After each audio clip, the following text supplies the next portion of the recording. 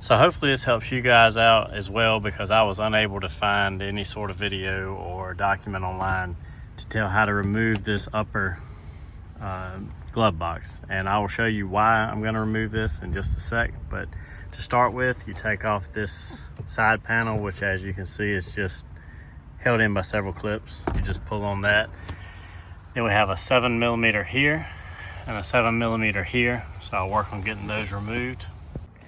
All right, so it's a little bit dark in here, but see if I can hold the light and the camera.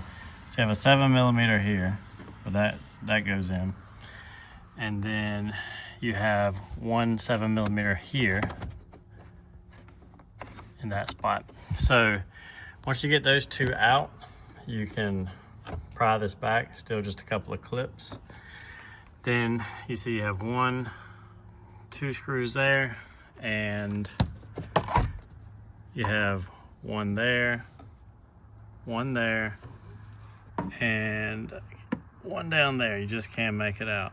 So I'm trying to avoid having to take this whole piece of trim off, and gonna see if I can get a socket in there with the hex head bit on it, and we'll go from there. So I did end up having to take this bottom panel off. It's just a couple of star bits in there and a 7mm here, and that just unclips off the bottom. You can see there the couple of clips, just pry it off. Same thing here. You take a star bit out there, one down here, and then with the right amount of prying, you can get this to come back just a little bit.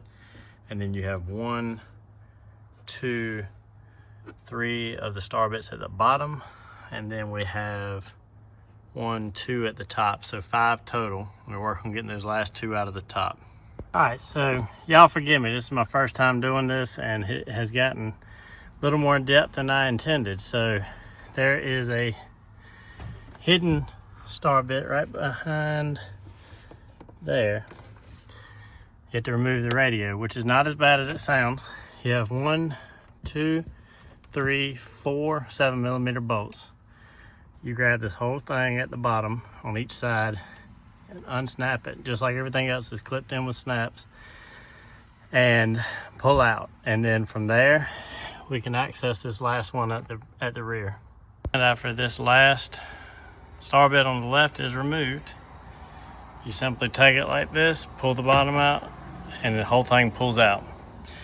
So now to the point of this entire video and why I'm doing all this. So ever since I bought this truck, this is the AT4 trim, which I really like. I've always liked everything about this truck except for what I think looks cheap. So this glove box door, you know, certain pieces of the door panel I don't love. I just think it looks cheap. So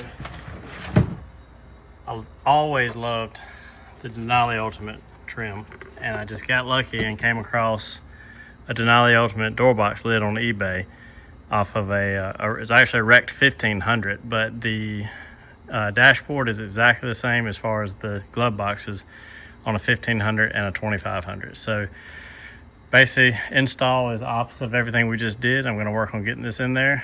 We'll see how it goes. All right, so here's with everything reinstalled, all the trim put back in place. Really like the way it's turned out.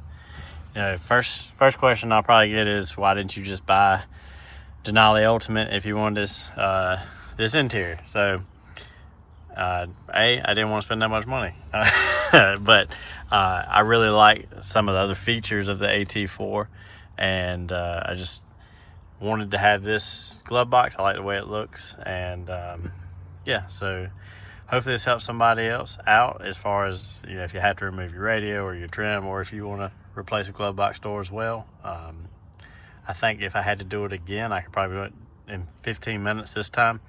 But because I had no idea what I was doing the first go around, it took me a little bit longer. Still, overall, not a bad project though.